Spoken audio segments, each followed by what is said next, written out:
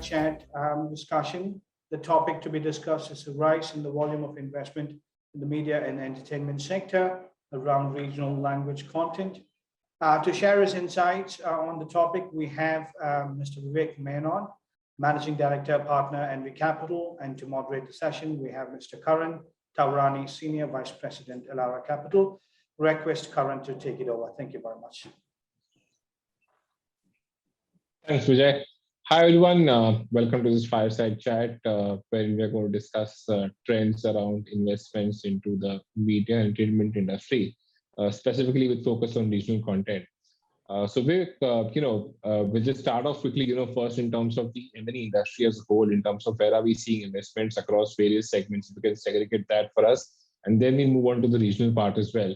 So typically, generally a lot of the investments are right now happening in the digital space, surprisingly, but still, a lot of in terms of the volume of deals, digital is the leader, but in terms of value of deals, traditional media, which still remains to be long, which remains to be higher. So any kind of takeaways on that in terms of how the shift is happening in terms of a deal, value for the traditional versus digital media? Yeah, thanks, Karan. Thanks, Walter, for this opportunity. Yeah, Karan, actually, rightly said, the investments has been increasing over the last few years, and the shift has primarily happened towards digital. So when you talk about digital, it's primarily OTT, whether it's the video content and or the audio content. Now, again, in video also, there is the short form content or the large form content, whatever formats which are available. So it's primarily across all these formats where the investments are happening, and everything is, everything and anything is to do with good content. So right now there is a rat race, amongst all the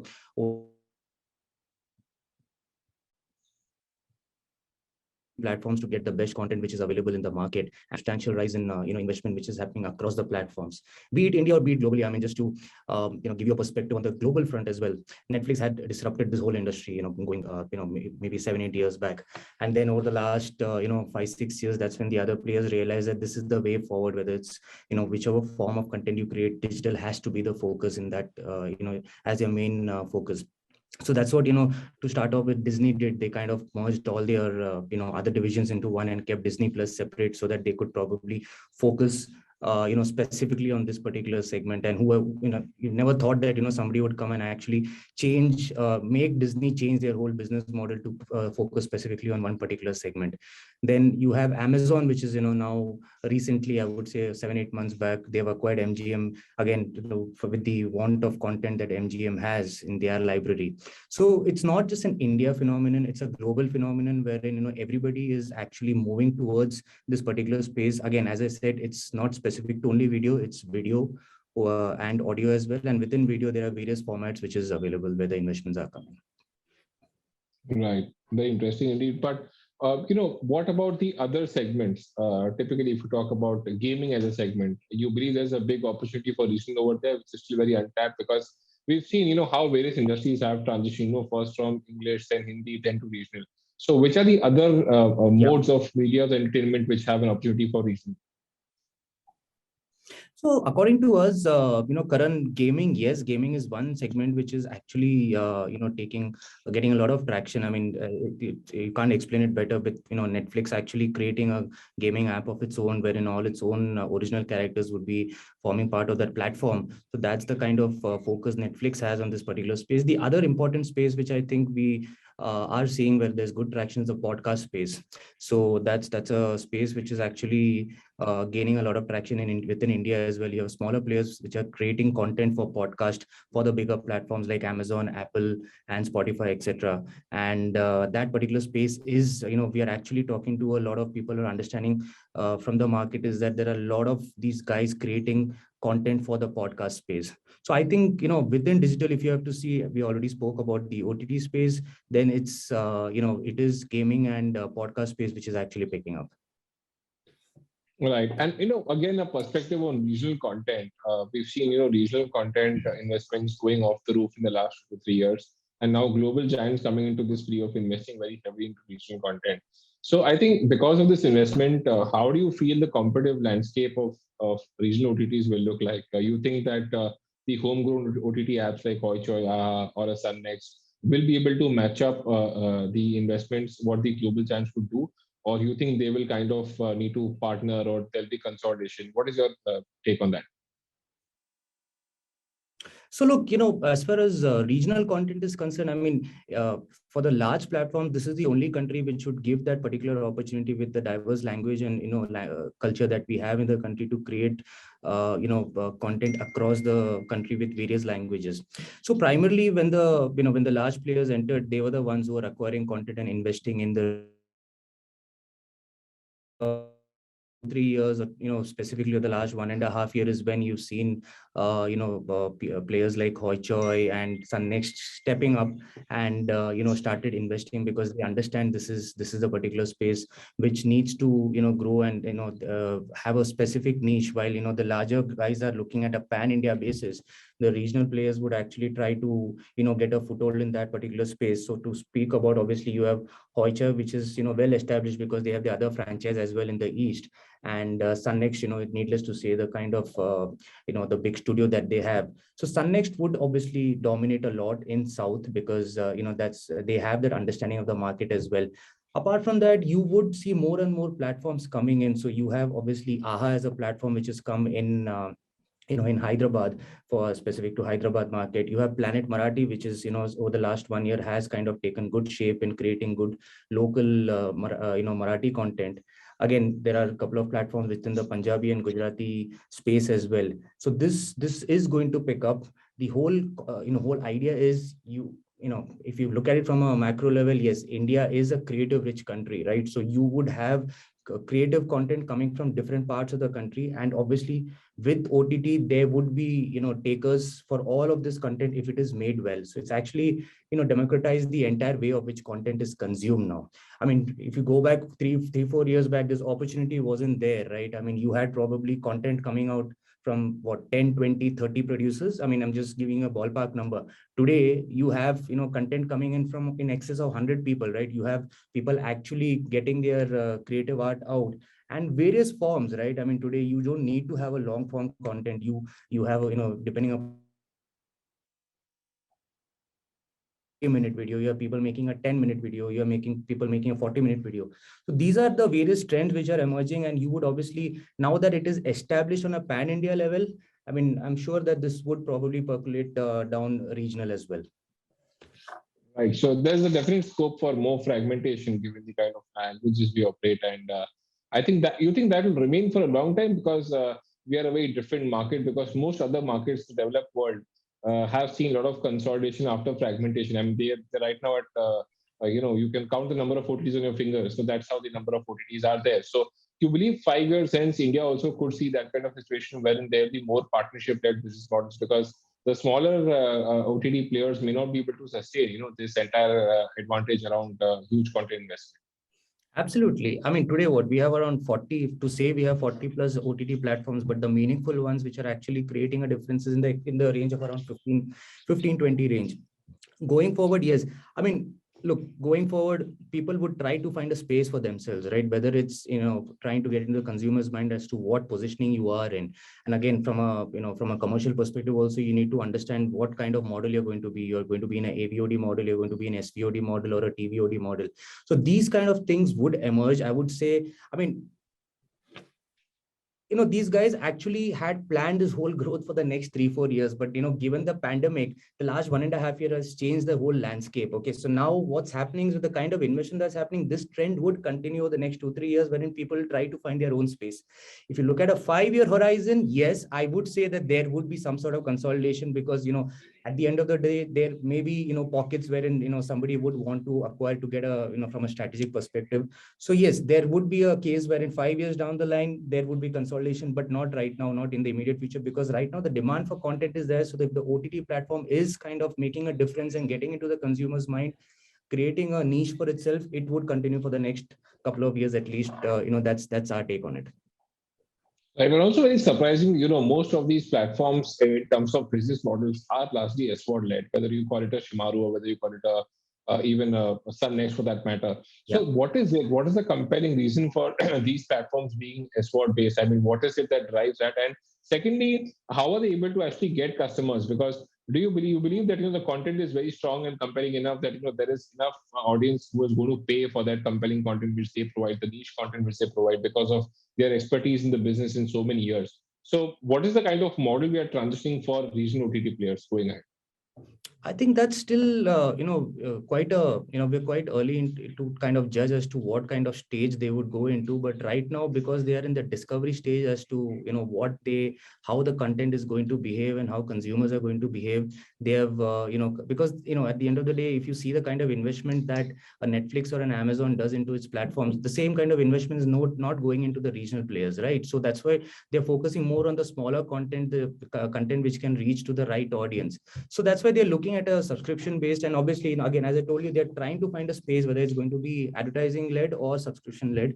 Going forward, I think it's still it's a wait and watch game as to how would these kind of models emerge over a period of time. Right. And also in terms of content investment, now Netflix would invest X number of crores for, on a per episode basis, and a small regional OTT platform will invest certain amount of lakhs on a per episode basis. Yeah. Reason for that is, there is asset sweating, there is a distribution, there's a reach, there's a scale which Netflix operates versus the small OTTs. So that's a huge disadvantage, for these small OTTs. But do you believe that the small OTTs can also scale up in terms of distribution? We've seen what Hoichoi has done, right? In terms of Bangladesh, they've created a huge audience base there. So firstly, how will they do this, and what are the kind of risk concerns one can have if you were to really scale up abroad? What are the kind of investments needed for these OTT platforms to really create awareness within the customer base?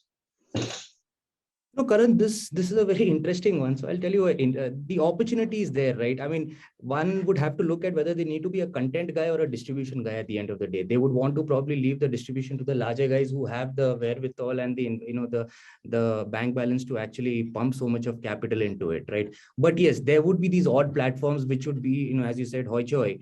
They have that wherewithal in terms of the investments that they can do. But going forward, I would feel people would want to invest more in the content space, and that's why when we have also entered into this particular space because the opportunity is huge, right? I mean, the content output that is coming out of the country from different pockets is huge. So today, I mean, yes, you can't compare the kind of investment that Netflix is doing or an Amazon is doing in a particular web series or movie vis-a-vis what a regional is doing. But the Indian guys are also getting there. If you look at the Woods of the world or ZEE5 or Sony Live, the kind of investments that they are doing and what we're hearing for the market is kind of getting to what an Amazon or a Netflix is also investing in. So yes, that was not a phenomenon probably 1 year back or 1.5 years back, wherein you could feel that ZEE5 or a Sony Live or a Voot would probably invest almost close to the same kind of amount that a Netflix or Amazon would do, but they've got there. And going forward, if there is capital available to the regional guys, I don't see a reason why they would not be having, they would be not investing in this particular space to the kind of level that they are doing. But yes, whether they would want to enter into a distribution space is a different, I don't think they would want to do that apart from one or two who probably has the, capital backup. Otherwise, I think they should just stick to the content business only. Right. So you believe there'll be more of partnership-led models with the global companies wherein the content can be showcased to the global audience? Absolutely. Absolutely. And what about dubbing? We've heard things that dubbing is a big opportunity. We've seen film content how it's got crazy on television in terms of regional films getting dubbed. Okay, so what is the opportunity there? Because a lot of regional content can be dubbed into multiple languages, and how does the effectiveness of that content change with dubbing? Or you believe that rescripting is the way ahead? That's a better way to look at dubbed content the regional content getting rescripted, or dubbing is good enough, to get that global diaspora on the platform. So dubbing in India has worked as far as the regional content is concerned big time, at least on TV. On platforms, it has not taken that shape as it, one would want it to take. But in TV, it has been huge, especially South. The kind of traction it is getting in the north side of the country is absolutely, it's unimaginable. The kind of TRPs that Sony or, Zee or Star is making, some of the content that they have on the dubbed films is amazing. It's too early to say, but yes, there is a market in terms of whether how regional films would do globally. It is going to be interesting to see how the acceptability of this particular space, regional films is going to do in some other markets. I think that is what is going to drive the model, whether it's going to be dubbed or otherwise. Right. So, we've seen Korean shows becoming a hit in India, and that's primarily because of the storytelling aspect of it. Yeah. Now, given where we stand, I think regional language or regional content that way is also very hard hitting in terms of storytelling, in terms of creativity and everything put together. So, you Yes. believe dubbing of regional web series or dubbing of regional films can actually be a very huge opportunity? We've seen with Hindi that we've seen what happens to Hindi in terms of success of Dangal in China and all put together. But you believe there's a point of matter here where regional also can really scale up to the level of Hindi and actually become very big in terms of having a large global audience. Look, in terms of storytelling, I think if anything comes close to a South Korean or any other market, that's regional, right? I mean, that's, you rightly said that. I mean, after Squid Game, obviously, there were articles that how the large platforms in India need to actually greenlit more shows which are really content driven. I mean, especially after Netflix had valued Squid Game at close to $1 billion, especially. So there is a lot of talk going on how to kind of greenlit a good content, and that content is going to come from the regional space only, because it's hard on content. I mean, it's hard on storytelling, I should say. And especially I think the latest one which came in Amazon, if I'm correct, is Jai Bhim, which is actually has got a lot of recognition. So I think going forward, regional in some markets of the globe, especially in Southeast Asia and Middle East, I think is going to do really well in terms of dubbed as compared to probably Hindi. That is our take. Right. Right. And it's a very confusing kind of question as well. But how does the platform actually decide that what is the quantum of investment I'm going to make for this story? I mean, the same story could be made into a web series for a 10 lakh per episode or to 1 crore per episode. But how does the platform actually decide that, this is the scale I want to take it? And how do you actually gauge that, whether this will become successful at this certain scale? So I've read this. As far as Netflix is concerned, they have a Bible book, as in everything goes by that book. Okay, so you have a certain pattern in which it's global, right? I mean, it's not specific to India. So I am not sure about other platforms how they do it. Look, it's more about discovery, right? I mean, they would keep investing as to trying to understand what would sell, what would not sell, what would probably acceptable to the consumer. But again, right now the large platforms are doing it at a global level. Going forward, there would be India specific strategies, I'm sure, coming out in terms of what works in the Indian market, what is the kind of content that people in India would consume, and what would probably work in the neighboring countries as well. So I think that is something which they would create. There is no straight answer to your question as to what. It's all a matter of the creative mindset that is there, the creative head of probably a producer going and narrating a story to the guys at the platform, and whether he likes it or not. And also it's a matter of the theme, right? So for example, if Amazon doesn't have any thriller for the next 6 months, they would want a thriller theme also to come out. So it depends. There are various factors that would actually kind of drive this particular decision, but there is no straight answer to this particular question. Right. Also, one more thing here in terms of content creation, in the industry that way is not too fragmented, whether you call it the production houses or the studios or the TV production houses. Okay. Regional is very, very fragmented. You've got multiple production houses for TV, for films, which are there. So it's not very tough for Netflix or Amazon to, go very hard on Hindi because they know which are the studios, which are the production houses one can get in touch with. But you believe there's some kind of risk over here, when the global OTT giants want to expand into regional content. You believe there'll be a risk because the market is so fragmented and so many languages to cater to, which one to focus, which one not to focus. Of course, South is very large. If you look at movie content, TV, or whatever web series, South is the largest in terms of regional. But how do they kind of solve this problem in terms of which market to actually address? And you believe there's a risk in terms of approaching or partnering with the producers, understanding their perspective? There's no risk. Actually, I think I mentioned this in the beginning. What is happening is the creative pie has become bigger. If earlier the number of movies that used to be produced was, probably X in number, now it has become X plus 100. So we are in talk, what we understand is that there are so many producers out in the market right now pitching their product to, Netflix is getting a pitch probably every day from, probably 2 or 3 producers. That's the kind of, creative mindset that is there in the country. I'm just talking about right now Hindi. In regional, I mean, web series is not kind of picked up the way one would like to, right? I mean, you've not seen that kind of investments in web series. Binge watch is not there, right? Yes, binge watch is not picked up to that extent. So, but they are in discussion to kind of get that culture also. So you would see they would want to probably look at, smaller players, because, they are going deep into, probably the interiors of the country as well to find out where the actual content or where the next probably a Squid Game would come from. That's what they're actually looking at. There's no risk. It's about actually trying to see what is the differentiating factor, and they have the capital to actually back it. Even if a particular show goes wrong, I don't think they are that much worried about the kind of investment that they've done, and they may just not partner with him the next show. That's all. That's the only downside to it as for the producer is concerned. From a platform perspective, I don't see a downside in terms of wanting to experiment. I think that will happen more, because that was one of the things that I mentioned in terms of an article which I was reading. India is not yet experimenting to that extent what probably the other markets do. So you would want to see, and I'm sure that people are more and more newer producers to get new concepts into the play.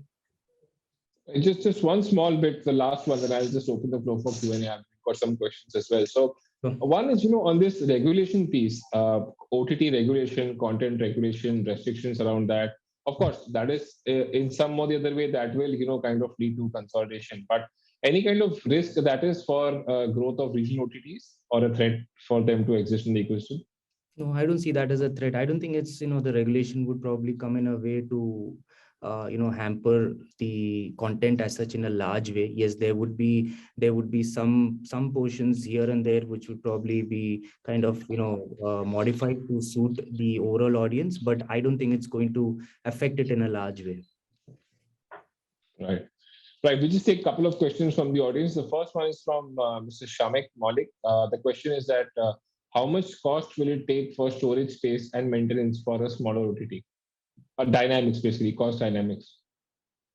So from a storage space perspective, I'm not a technical guy to probably answer this, but a cost would, what we're seeing today, a per episode cost, if you have to do a binge watch from a web series perspective, a per episode cost would, I'm talking in the likes of the top 5-7 guys who does it, it's starting from 1 crore and upwards. That's a per episode cost that goes. I mean, you can create in smaller, but I'm talking about the large ones which invest in its minimum of 1 crore and upwards is what they're investing per episode.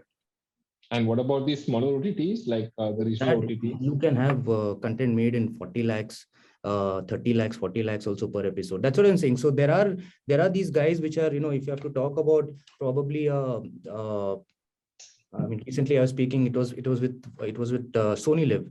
They are looking at, partnering with a South-based producer, which is looking at approximately 55 lakhs per episode. And, they're really excited about this particular concept that they're creating. So you would have those brackets as well. The second question is from Neeta Pujari. The question is, do you foresee the market of AI technology used for dubbing growing? Is there any scope for that? I don't think it's very nascent to talk about AI being used for dubbing, because it's a straightforward, how do I put it? It's a straightforward technology that they use for dubbing. It's a pure manpower driven job. I don't think that's going to probably AI being introduced in this is sometime, it is sometime away. Right. Right. I think we leave it at that, Vivek. Thank you so much for taking time out. Thank you so much for the audience as well. And thanks. I'll just hand over to Vijay. Thank you. Thanks, Karan. Alrighty. Thank you very much, Karan and Vivek, for the wonderful fireside chat. Thank you very much.